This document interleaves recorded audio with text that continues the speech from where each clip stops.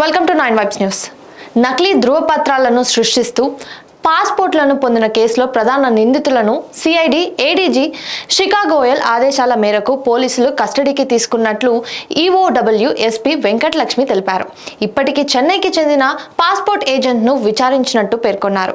Police కస్టడీకి అనుమతి లభించిన వెంటనే అందరినీ వేర్వేరుగా విచారించి మరిన్ని వివరాలు రాబడతామని వెల్లడించారు. ఈ కేసులో ప్రధాన నిందితుల్లో ఒక్కడైన చెన్నై ఏజెంట్ను పోలీసులు విచారించగా పలు కీలక విషయాలు వెల్లడించినట్టు తెలిసింది.